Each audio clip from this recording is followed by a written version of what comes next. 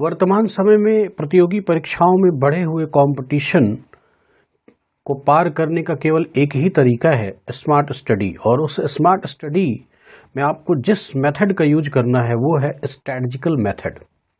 मेरे प्यारे बच्चों, आज इसी सिद्धांत को डिस्क्राइब करने के लिए मैं सुनील दुबे हंसध्वनि आईएएस की इस पैटर्न में आप सबका स्वागत करता हूं।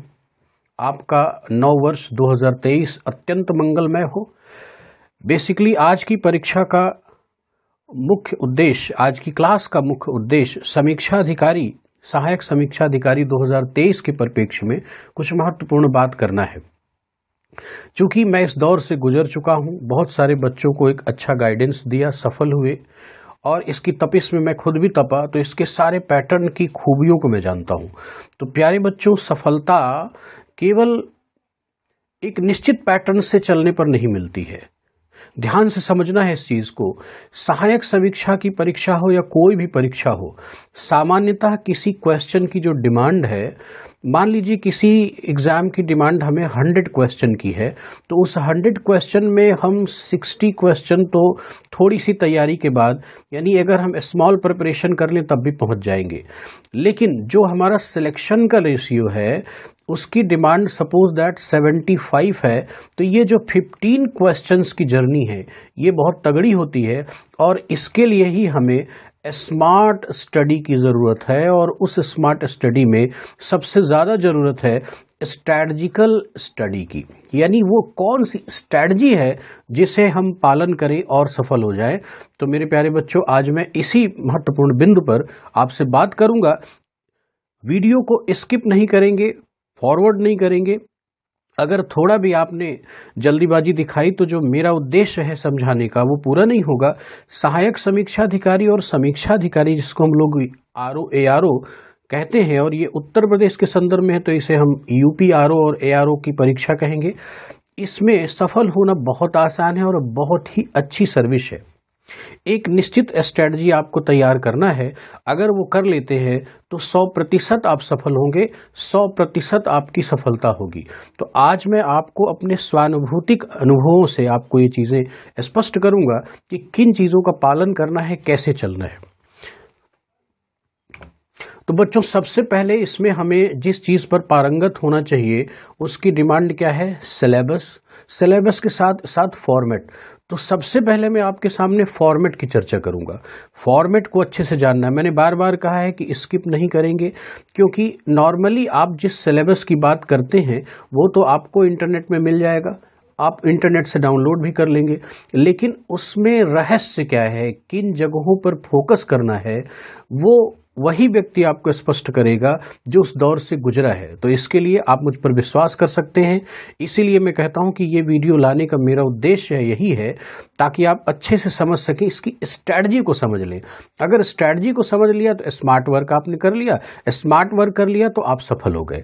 मैंने आपको बताया है कि किसी भी क्वेश्चंस, किसी भी एग्जाम में 10 to 15 क्वेश्चन में पूरी जान लगानी पड़ती है, यानी पूरी ताकत, यानी फुल पावर लगाना पड़ता है, तब जाके सफलता मिलती है। तो बच्चों, इसीलिए इसके पैटर्न को और फॉर्मेट के साथ साथ सिलेबस को जानना बहुत जरूरी है। तो देखिए, सामान्यतः इसमें इंटरव्यू नहीं है, ये केवल प्रारंभिक परीक्षा और मुख्य परीक्षा पर आधारित सर्विस है, इसलिए बहुत ही आसान है, आप इसकी बहुत अच्छी तैयारी कर सकते हैं। सबसे पहले आपको पहला दरवाजा इस चक्रव्यूह का जो तोड़ना है उसे कहते हैं प्रारंभिक परीक्षा, प्रीलिम्स एग्जाम। और प्रीलिम्स एग्जाम के दो आधार हैं, एक तो सामान्य अध्ययन और दूसरा क्या है? सामान्य हिंदी। इस सामान्य अध्ययन को जो नए बच्चे हैं वो जान ले, इसको सामान्यतः आप GS के नाम से संबोधित करते हैं, जनरल स्टडीज। तो ये वही है। और ये सामान्य हिंदी। अब बच्चों, ध्यान में रखना है कि ये बात तो आपको पता ही होगा, लेकिन ये मैं क्यों बता रहा हूं, अभी इसमें रहस्य है, उस चीज को देखें। इसीलिए मैं कह रहा हूं कि वीडियो को बिल्कुल ही स्किप नहीं करेंगे, फॉरवर्ड नहीं करेंगे। देखिए, वस्तुनिष्ठ प्रकार का ये पेपर होगा। पहले प्रारंभिक परीक्षा के प्रारूप पर एक बृहद चर्चा मैं आपके सामने दे दूं, फिर मुख्य परीक्षा के संदर्भ में आपको बताऊंगा। वस्तुनिष्ठ प्रकार की ये परीक्षा होगी। इसमें कुल 140 क्वेश्चंस होंगे, और इन 140 क्वेश्चंस का जो मार्क वेटेज है वो भी 140 मार्क्स ही होता है। अब ध्यान से समझना है मेरी बात को। इस 140 क्वेश्चन में जिसका मार्क होगा 140, इसमें आपको कितना अटेम्प्ट करना है? 78 to 83, 85 तक भी आप जा सकते हैं। अगर ये रेशियो आपने पकड़ा तो आपके संभावना का प्रथम द्वार खुल गया। उसके बाद दूसरी बात समझ लें, अब आ गई सामान्य हिंदी। अब आप ध्यान से समझिएगा बच्चों कि इस सामान्य हिंदी के महत्वपूर्ण कुल 6 बिंदु हैं। कितने टॉपिक हैं? Only 6 topics. तो इन टॉपिक्स की मैं चर्चा आपके सामने करूंगा। अभी मैं थोड़ा सा पेन पैड पर एक्सपर्ट नहीं हूं, इसलिए आप हैंड राइटिंग के बारे में ध्यान नहीं रखेंगे। अच्छी बात यह है कि ओनली देयर इज 6 टॉपिक्स, केवल 6 टॉपिक हैं और इन 6 टॉपिक्स पर आप बेहतर तैयारी कर लिए तो सफल हो गए। यानी हिंदी का जो संपूर्ण ग्रामर है वो आपको पढ़ने की ज़रूरत नहीं है। यही चीज़ आपको बताना है। अब मैं आगे चल के आपको डिटेल करूंगा कि इनमें वो कौन से प्रमुख क्षेत्र हैं जिनमें आप एक बेहतर तैयारी करके एक अच्छी स्ट्रेटजी बना के अन्य बच्चों की तुलना में आगे निकल सकते हैं। अब ध्यान रखना है कि इन 6 टॉपिक्स में आप इतनी तैयारी अपनी करें, इस तरह से तैयारी करें कि 60 क्वेश्चन में तकरीबन 50 to 55 क्वेश्चन आने चाहिए। देखिए जो टॉपर्स हैं, जो बहुत एक्सपर्ट हैं, वो 58 क्वेश्चन तक जाते हैं, अटेम्प्ट कर लेते हैं। लेकिन मैं आपसे कहता हूं कि अगर एक नॉर्मल अप्रोच आपने बनाया है, 50 to 55 अगर आप अडॉप्ट कर पा रहे हैं, कैप्चर कर पा रहे हैं, कवर कर पा रहे हैं, तो बेहतर होगा, आप सफलता के द्वार पर होंगे। तो आप सामान्यता समझ लें कि जैसे मान लीजिए 80 क्वेश्चंस आपने जीएस में कर लिया, उसके बाद 80 क्वेश्चन करने के बाद आपने 50 क्वेश्चन कर लिया। किस में कर लिया? आपने हिंदी में अटेम्प्ट कर लिया। हिंदी में तो आपने कुल कितना अटेम्प्ट कर लिया? 130। अब ध्यान से समझना है, क्या 130 में श्योर आपका प्रीलिम्स निकल जाएगा? कोई गारंटी नहीं है।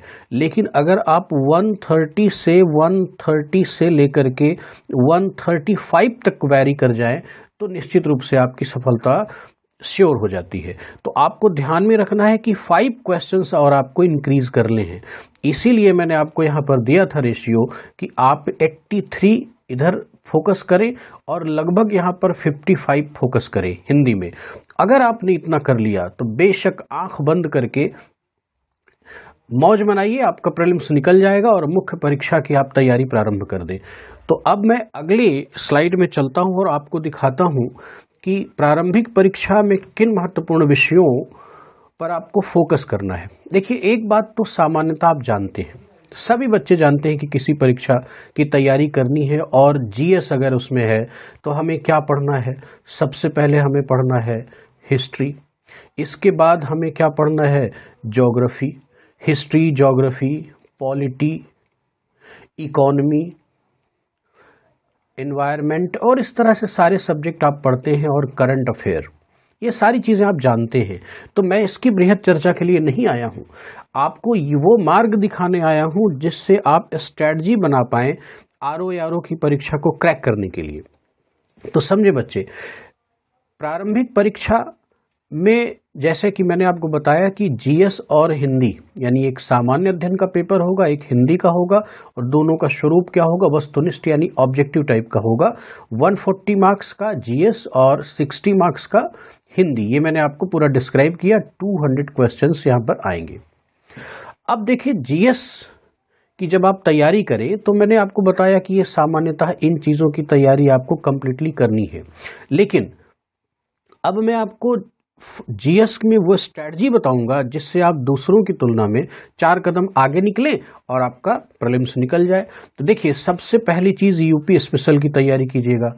बदलते हुए प्लेटफॉर्म और पैटर्न में बच्चे यूपी स्पेशल को इग्नोर कर रहे हैं, लेकिन अभी भी सदाबहार बना है यूपी पीसीएस और यूपी आरओ की परीक्षाओं में यूपी स्पेशल, यानी उत्तर प्रदेश विशेषांक बहुत अच्छे से तैयार कीजिएगा। और मेरे बच्चों, आपके लिए सही और व्यवस्थित सूचना यह भी है कि हंसध्वनि आईएएस के इस चैनल में यूपी स्पेशल की प्लेलिस्ट है। आप क्या करें, मेरे चैनल में जाएं और इसमें प्लेलिस्ट एक सेक्शन होता है, उसमें जाइए तो आप उसमें कई सारी प्लेलिस्ट हैं, लेकिन उसमें आपको यूपी स्पेशल के नाम से भी एक प्लेलिस्ट मिलेगी और आप उसको बिंदुवार तैयार कर सकते हैं। मैंने इसमें पार्ट 1, 2 ऐसे करके दिया है, कई सारे पार्ट्स, बहुत अच्छे धैर्य से आपको देखना होगा। तो यूपी स्पेशल का वेटेज आपके उसमें लगभग 5 सवाल का होगा।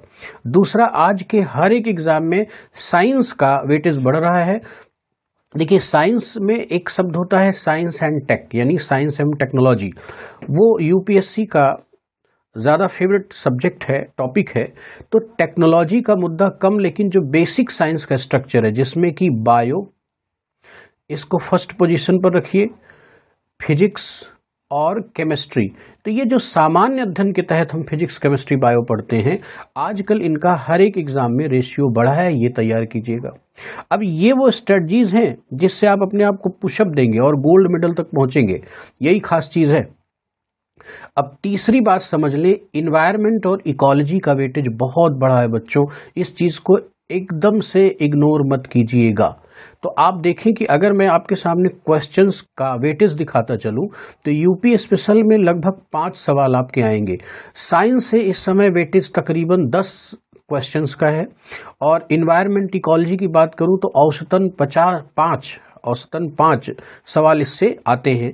और ध्यान रखना है कि अभी तो जनगणना 2021 के बाद का डेटा आया नहीं, तो हमें ओल्ड जनगणना ही पढ़नी है, यानी 2011 का ही हमें पढ़ना है।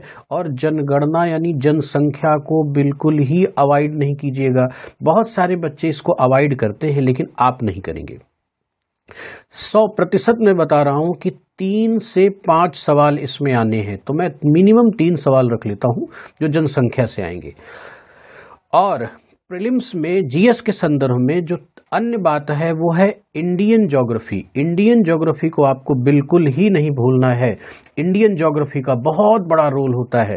वर्ल्ड ज्योग्राफी की तुलना में इंडियन ज्योग्राफी को ज़्यादा प्रेफर करते हैं। और मैं आपको बता दूं कि लगभग 6 क्वेश्चन भारत के भूगोल से आएंगे। और ध्यान रखना है कि जैसे कोई भी भूगोल है तो वो मुख्यतः फिजिकल और ह्यूमन, ये 2 हिस्से में बढ़ जाता है। तो ह्यूमन ज्योग्राफी में खास तौर पर जो इकोनॉमिक ज्योग्राफी है, यानी जैसे कि संसाधन हो गया, कृषि बहुत ही फेवरेट टॉपिक हो गया, तो मैं उसका पूरा डिटेल आपके सामने फर्दर करूंगा जब वहां पर जाऊंगा। तो आपको ध्यान में रखना है कि आप भारत के भूगोल को पूरी समग्रता से पढ़ लें, स्टार्ट से, यानी इसके क्षेत्रीय विस्तार से लेके, चूंकि मेरा भूगोल विषय है तो मैं आपको भूगोल के संदर्भ में बहुत ही अच्छा मैटर प्रोवाइड करूंगा। समय का साथ दे, इंतजार करें और मेरे साथ इस चैनल पर कंटिन्यूअसली बने रहेंगे। तो भारत का भूगोल, अगर इस विषय को आप अच्छे से तैयार करते हैं तो लगभग 6 क्वेश्चन का वेटेज आपको मिलेगा। अब आप देखें, जो सामान्य प्रक्रिया से बच्चे तैयारी करते हैं और आप जब तैयारी करते हैं इस ढंग से, तो उसमें क्या फर्क पड़ रहा है, इस चीज को आप जरा देखें। यानी 10, 5, 15, 5, 20, 20, 6, 26, 3, 29, लगभग 30 क्वेश्चन, 29 to 30 क्वेश्चन का आपने वेटेज लिया। आप बताइए, आप सेलेक्ट नहीं होंगे तो कौन होगा? यही तो खास चीज है।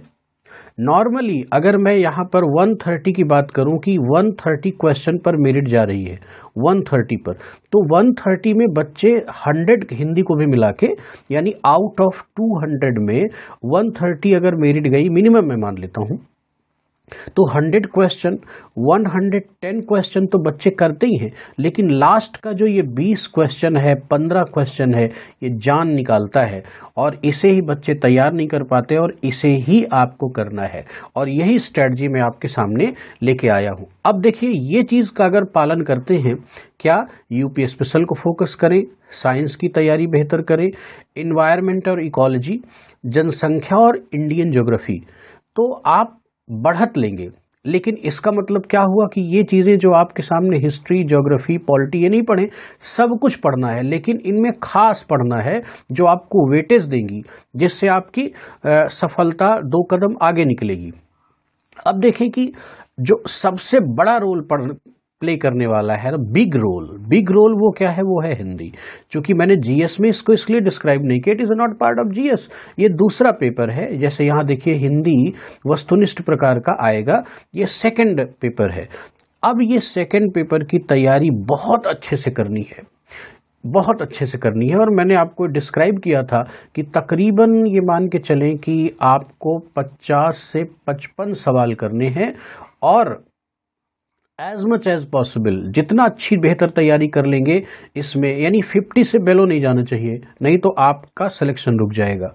क्योंकि जीएस और इन दोनों के नंबर्स को मिला करके ही मेरिट बनती है प्रीलिम्स की, फाइनल मेरिट नहीं बनती है, ये ध्यान में रखना है। फाइनल सिलेक्शन जो होगा वो मेंस के आधार पर होगा, लेकिन प्रीलिम्स में जीएस और हिंदी दोनों के नंबर्स को ऐड करके ही फाइनल मेरिट बनती है। तो हिंदी में आपको 50 क्वेश्चंस की बढ़त लेनी है, इससे कम नहीं जाना है। 50 to 55 वेरी करते हैं तो आपका काम हो जाएगा। तो ये बेसिक स्ट्रेटजी है जो मैंने आपके सामने रखी, लेकिन अभी इसके और आगे चलना है ताकि और कायदे से बातों को समझ लें। अब देखिए बच्चों, हिंदी का रोल मैंने आपके सामने स्पष्ट किया कि हिंदी 60 में आपको कितने जाने हैं, 50 से 55 क्वेश्चन, 50 to 50 क्वेश्चंस जाने हैं। और याद रखना कि यही हिंदी की तैयारी आपके मेंस में भी काम आने वाली है। तो मैंने आपको बताया कि मोस्ट इफेक्टिव अगर रोल किसी का है, मोस्ट इफेक्टिव अगर रोल किसी का है तो वो है हिंदी। हिंदी के बिना ARO बनना संभव नहीं होगा। अगर आप ये काम करते हैं तो सफल होंगे। अब देखें, बहुत अच्छी बात है और बहुत ज़रूरी बात है कि हिंदी के प्रारंभिक परीक्षा के स्वरूप को देखा जाए और हिंदी के मुख्य परीक्षा का स्वरूप देखा जाए। आपको देख के बहुत अच्छा लगेगा कि बिल्कुल सेम पैटर्न है, बस थोड़ा सा चेंज आता है। तो मेरे बच्चों, जो तैयारी आप अभी से करेंगे, जैसे कि एक बात समझ लें कि जुलाई में आपका एग्ज़ाम लगा है, डेट आपकी लगभग अनाउंस हुई है, फाइनल तो नहीं होती है लेकिन मान के चलेंगे ठीक है। अगर आप जनवरी बिगनिंग से तैयारी करते हैं तो आप बेहतर तैयारी करेंगे। लेकिन मैं ये कहता हूं कि ये तैयारी की शुरुआत कैसे करें, किन चीज़ों पर फोकस करें, तो मेरे साथ आप बने रहें, मैं आपको पूरा डिटेल दे रहा हूं। तो हिंदी में ये मुख्यतः प्रारंभिक परीक्षा के 6 बिंदु हैं: विलोम, तद्भव तत्सम, वाक्य एवं वर्तनी शुद्धि, अनेक शब्दों के लिए एक शब्द, विशेषण विशेष्य और पर्यायवाची। अब आप मजेदार चीज देखिए कि स्वर व्यंजन से लेकर के, चूंकि मैं लैंग्वेज भी पढ़ाता हूं तो इंग्लिश और हिंदी मेरे दोनों विषय हैं मैं जिनको टीच करता हूं, लेकिन आपके लिए चैनल में ARO की तैयारी के लिए हिंदी का पूरा प्लेटफॉर्म आपके सामने प्रोवाइड करूंगा, तो बेहतर ढंग से मैं आपको डिस्क्राइब कर पाऊंगा कि अदर जितने भी पार्ट ऑफ स्पीच हैं, संधि हैं, समास हैं, रस छंद अलंकार हैं, उन पर आपको समय नहीं देना है। यदि आपने पहले से पढ़ा है तो कोई बात नहीं, लेकिन स्पेशली ARO की प्रिपरेशन में वो हिस्से आपको छूने ही नहीं छूने हैं। यहां से कसम खाएं, नहीं छूना है, ये आपको कसम खाना है, बिल्कुल नहीं छूना है। क्या छूना है? केवल ये चीजें, और इनको छूना ही नहीं है, इनको डाइजेस्ट करना है, अडॉप्ट करना है। It should be part of your self. अब देखें यहां पर, जैसे कि पहला टॉपिक है विलोम, इस पर अच्छी तैयारी करें। दूसरा है तद्भव तत्सम, इस पर तैयारी करें। वाक्य एवं वर्तनी शुद्धि, अनेक शब्दों के लिए एक शब्द, जिसको हम लोग वन वर्ड सब्स्टिट्यूशन बोलते हैं, और विशेषण विशेष्य तथा पर्यायवाची। इनकी बाकायदे आपको प्लेलिस्ट मिलेगी, क्रमवार में आपकी तैयारी करवाऊंगा, बस आपको धैर्य से मेरे साथ बने रहना है। अब देखिए, यही सारे टॉपिक आपके हिंदी में आए, मेंस की परीक्षा में आएंगे हिंदी के, बशर्ते कि पर्यायवाची आपका यहाँ पर क्रॉस हो जाएगा। देखिए, विलोम आ गया, तद्भव तत्सम, वाक्य एवं वर्तनी शुद्धि, अनेक शब्दों के लिए एक शब्द, विशेषण एवं विशेष, ये सारी चीजें आ गई। क्या हटा? केवल पर्यायवाची हटा। अब एक बात को यहीं पर मैं आपके सामने स्पष्ट कर देता हूं कि जब आप मुख्य परीक्षा में जाएंगे तो ये 30 क्वेश्चंस की हिंदी आएंगी और इसमें 60 नंबर इसका वेटेज होगा। अब आप बताइए, यानी वेटेज क्या हुआ? 1 क्वेश्चन हैविंग 2 मार्क। अब आप बताइए कि हिंदी का वेटेज क्या हो गया? एक क्वेश्चन 2 नंबर का वेटेज रख रहा है। तो जो आपकी प्रीलिम्स की प्रिपरेशन है, अगर आप प्रीलिम्स की प्रिपरेशन को ही ठीक से कर रहे हैं तो मेंस की प्रिपरेशन में ये आपके लिए बहुत ही बेनिफिशियल सिद्ध होगा। क्यों? क्योंकि यहां पर इसका तो वेटेज 1 ही नंबर का है, लेकिन यही तैयारी आगे चल के आपको 2 मार्क्स का वेटेज दे रही है, तो आपके लिए कितना बेहतर होगा। एक टॉपिक आपका हट भी जाएगा। तो ध्यान रखना है कि मुख्य परीक्षा में ऑब्जेक्टिव टाइप का एक पेपर प्रीलिम्स के ही स्ट्रक्चर में आएगा और उसमें 30 क्वेश्चन होंगे और उसके 60 नंबर होंगे। क्योंकि मैंने आपको बताया है कि जो फाइनल मेरिट है वो किसके आधार पर बनेगी, मेंस के आधार पर बनेगी। तो आपको क्या करना है, लेकिन प्रीलिम्स को छोड़ देना है नहीं, प्रीलिम्स तो आपका द्वार है, एंट्री पास है। जब तक आप एंट्री नहीं करेंगे, मुख्य परीक्षा नहीं देंगे, तो आपकी मेरिट अच्छी और बेहतर होने का कोई प्रश्न ही नहीं उठता। तो इस स्ट्रैटेजी से चलेंगे तो हिंदी आपकी कवर हो जाएगी। कुल मिला के आप देखें कि आरओ एआरओ की परीक्षा में आप अगर फाइनली सेलेक्ट होना चाहते हैं तो हिंदी को अपना हिस्सा बना लें। लेकिन हिंदी के कितने हिस्से को अपना हिस्सा बना ले, केवल इन हिस्सों पर काम कर ले और कुछ नहीं करना है। बाकी बाद में पढ़ लीजिएगा, पहले समीक्षा अधिकारी बन जाएं। अगर आपने इस पर पकड़ बनाई तो मैं 100% वादा करता हूं कि आप सेलेक्ट हो जाएंगे। अब देखिए, इस स्ट्रेटजी में हम अगर और आगे बढ़े तो आप देखिए कि मुख्य परीक्षा का एक सामान्य पैटर्न मैं आपके सामने डिस्क्राइब कर दूं, लेकिन बृहद चर्चा इसकी करना अभी ठीक नहीं है। इसलिए नहीं है क्योंकि अभी आपको सबसे पहले प्रीलिम्स क्रॉस करके एंट्री मारनी है। अंटिल एंट्री आप क्या करेंगे, आप इसके बारे में समझ जरूर लें। क्या करेंगे, देखिए, मुख्य परीक्षा मुख्यतः 400 नंबर की होगी। कितने नंबर की? 400 नंबर की। अब इसका वेटेज देखिए, जो जीएस है वो आपका 120 क्वेश्चन का आएगा और 120 मार्क्स होंगे। इसका मतलब क्या कि इसमें 1 क्वेश्चन का वेटेज कितना हुआ? 1 मार्क। जैसा कि पीछे आपने देखा, वहां 140 था, यहां पर 120 है, बस इतनी बात है। लेकिन जो इसका पैटर्न है वो बिल्कुल ऐसा ही होगा। ये भी कैसा होगा? ऑब्जेक्टिव टाइप का ही ये पेपर होगा। तो ये ध्यान में रखना है, 120 नंबर का। इसी तरह से मैंने आपको बताया कि ऑब्जेक्टिव टाइप की जो हिंदी आएगी उसमें 30 क्वेश्चन होंगे, 30 क्वेश्चंस हैविंग द 60 मार्क्स। अभी पिछली स्लाइड में मैंने आपको उसका डिटेल डिफिनीशन दिया है आपके सामने। ये बहुत इंपॉर्टेंट है। अब यहां पर 1 क्वेश्चन हैविंग 2 मार्क, ये बहुत इंपॉर्टेंट हो जाता है। तो वही तैयारी काम आएगी। यहां पर पर्यायवाची हट भी जाएगा तो आपके लिए बेनिफिशियल होगा। तो ध्यान में रखना है बच्चों कि ये दोनों पेपर आपके कैसे आएंगे? ऑब्जेक्टिव क्वेश्चन आएंगे, ओएमआर में फिल करने वाले। लेकिन इसके अलावा कुछ आपको डिस्क्रिप्टिव अप्रोच के साथ क्वेश्चंस आएंगे, वो ध्यान में रखना है। आएगा हिंदी आलेखन और निबंध। निबंध में आपको एक्सपर्टाइज होना ही पड़ेगा, इसके बिना काम नहीं चलेगा।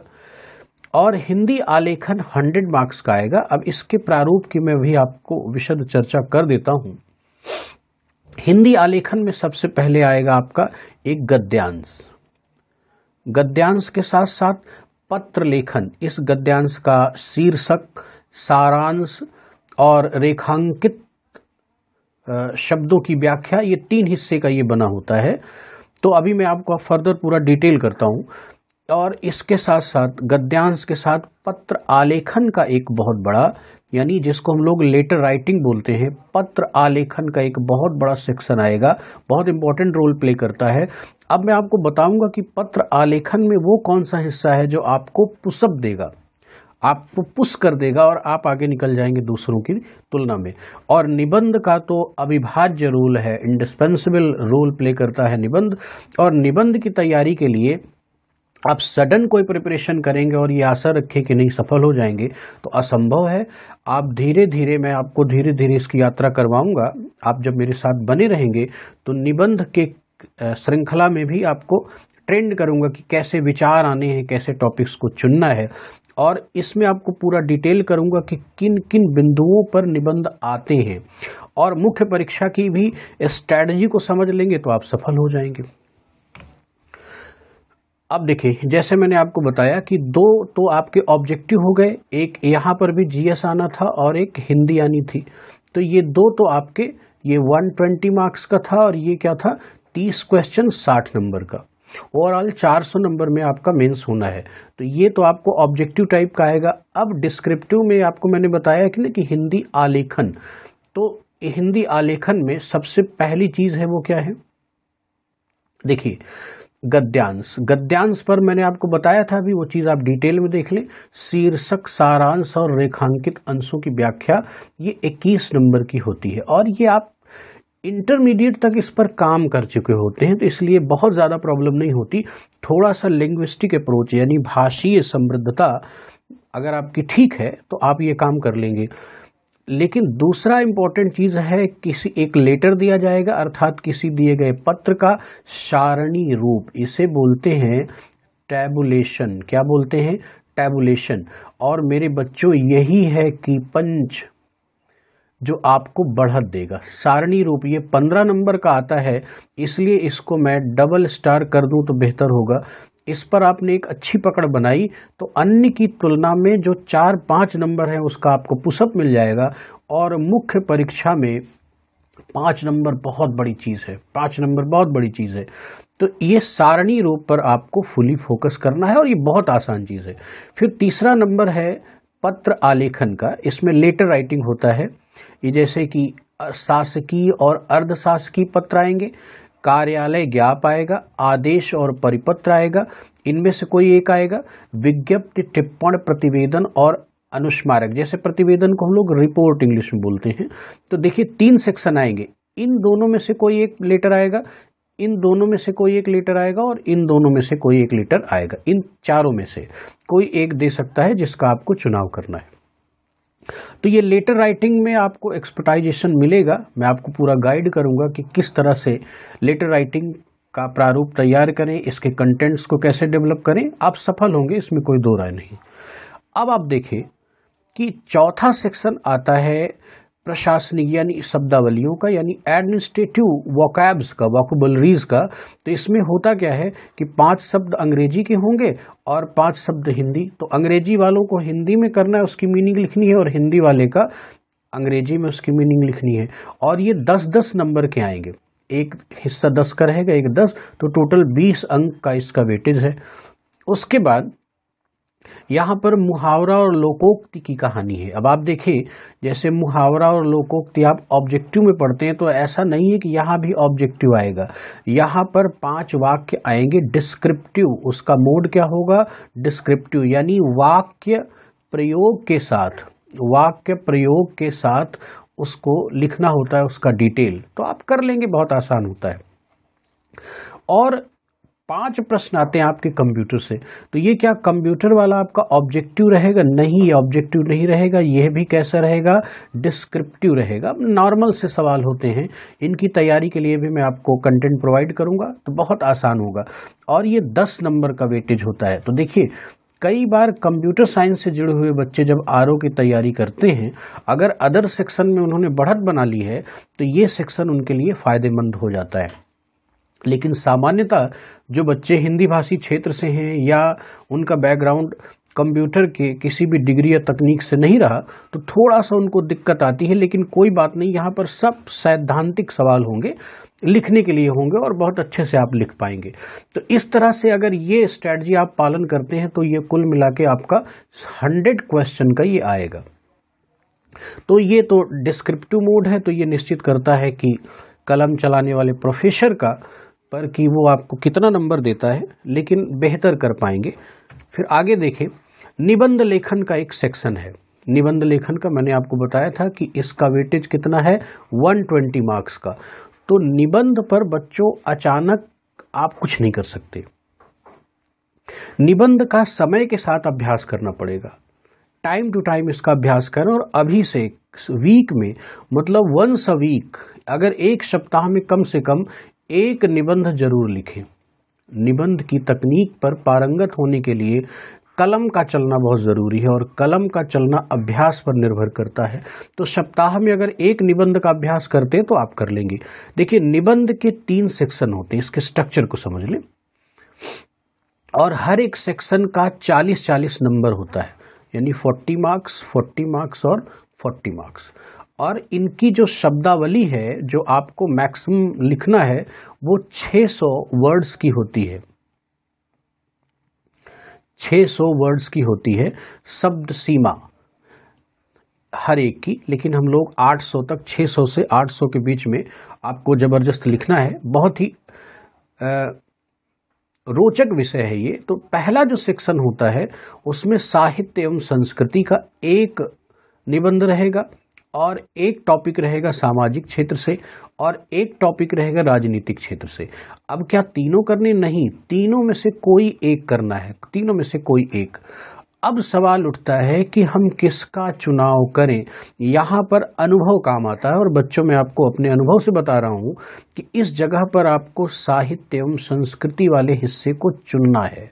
तो कहेंगे कि क्या नंबर इधर कम मिलता है? नहीं, नंबर की बात नहीं है, नंबर का वेटेज बढ़ता है। यानी जब आप साहित्य एवं संस्कृति वाले को चुनते हैं तो ये हिस्सा सामने जो कॉपी चेक करने वाला प्रोफेसर है उसको बताता है कि ये कैंडिडेट हिंदी में पारंगत है और साहित्यिक अप्रोच लेके चल रहा है, तो समीक्षाधिकारी की एलिजिबिलिटी उसके दिमाग में बढ़ जाती है और बेशक वो अन्य की तुलना में से 4 से 5 नंबर आपको बढ़ाई देगा अगर आप उसके अकॉर्डिंग निबंधों का सिलेक्शन करते हैं तो।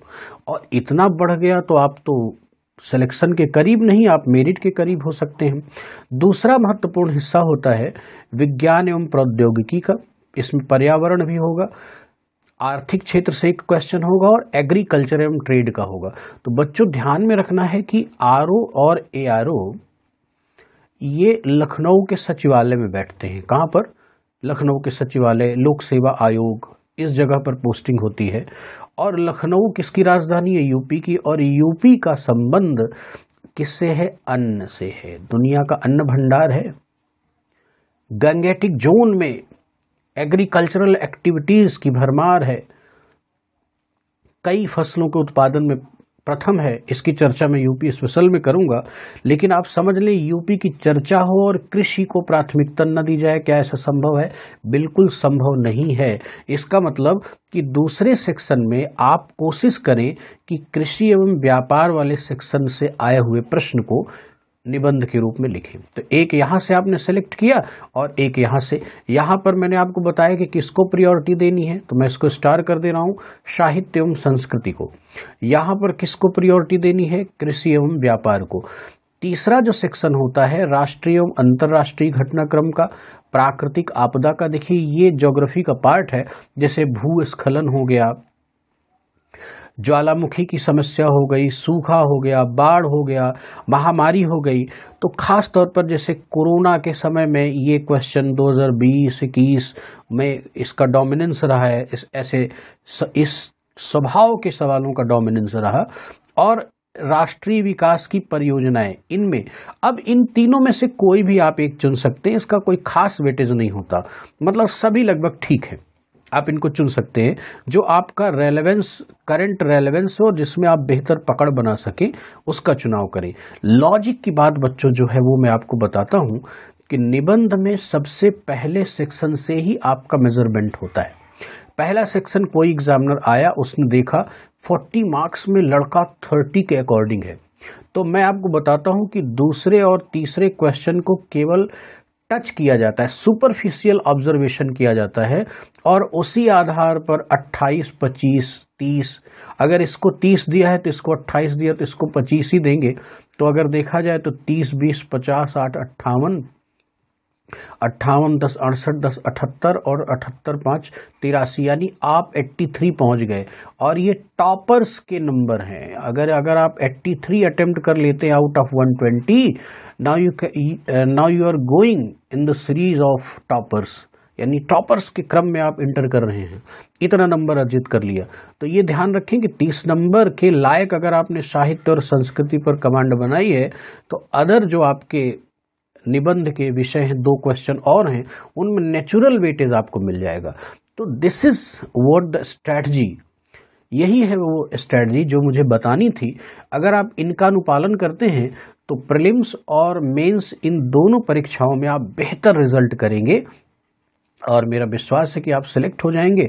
और जब सिलेक्ट हो जाएं तो मैं भी आपको बधाई दूं और आप भी मुझे धन्यवाद दें। इसी के साथ इस क्लास को समाप्त करता हूं, लेकिन आपसे कहना है कि अगर आपको अच्छा लगे तो आप भी सब्सक्राइब करें और दूसरों को भी प्रमोट करें, क्योंकि पूरी समीक्षाधिकारी आरओ एआरओ से संबंधित पूरी सीरीज चलने वाली है। और मैंने आपको बताया है कि यूपी स्पेशल ऑलरेडी इसमें पड़ा है, उसको देख लें। इसके बाद हिंदी की सीरीज लेके मैं तुरंत आ रहा हूं आपके सामने, जिसमें कि कम समय में बहुत अच्छी तैयारी कर लें। अचानक एक महीने में कोई भी पढ़ाई आप करके एक बड़े एग्जाम को क्रैक नहीं कर सकते, तो इसलिए ध्यान में रखना है कि इनिशियली ही आपको अच्छी तैयारी करनी है। धन्यवाद।